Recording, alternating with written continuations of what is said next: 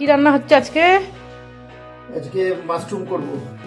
Protein ইনটেকটা আজকে তো, কারণ আজকে মঙ্গলবার নিরামিষ, আজকে খেতে তো কিছু হবে, ওকে। ওই জন্য আজকে মাশরুম করব।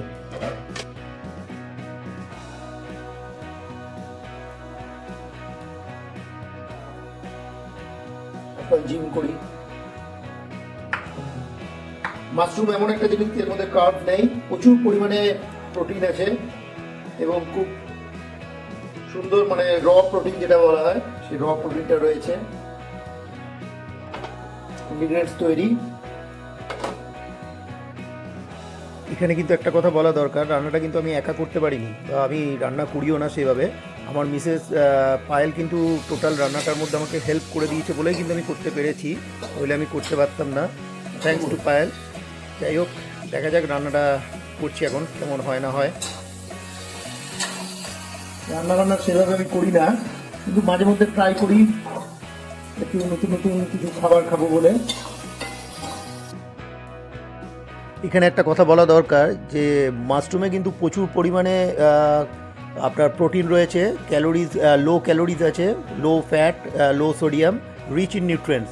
কেউ যদি আপনার বডি ওয়েট কমাতে চান হাই প্রোটিন ডায়েটের মাধ্যমে, তাহলে মাশরুম কিন্তু অবভিয়াসলি ট্রাই করতে পারেন।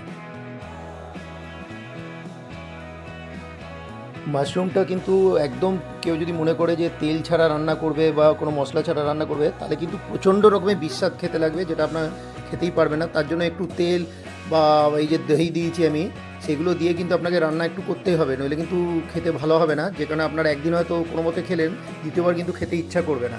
তার জন্য অল্প একটু তেল, দহি বা অল্প মশলা, ঝাল, লঙ্কা এসব দিয়ে আপনাকে রান্না করতেই হবে, তবে এটার স্বাদ কিন্তু লাজবাব হবে। মোটামুটি শেষের পথে আমাদের মাশরুম। আমার নিজেরই লোভ লাগছে, জানি না কেমন হয়েছে, দেখা যাক। শনি মঙ্গলবার যেহেতু আমাদের নিরামিষ থাকে, তার জন্য আমরা পনির বা মাশরুম এগুলো আমরা খাই।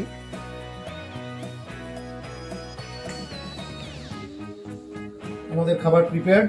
এটা হচ্ছে দহি মাশরুম। দেখা যাক, লাইফে ফার্স্ট টাইম রাঁধলাম, কেমন হয়েছে একটু দেখা যাক। একটু তেল বেশি পড়ে গেছে, কিন্তু তেল তো হেলথের পক্ষে ভালো নয়, কিন্তু প্রথমবার ডিসকাস করা যেতেই পারে। খেয়ে দেখি কেমন হয়েছে, তারপর আপনাদের বলবো। Thank you.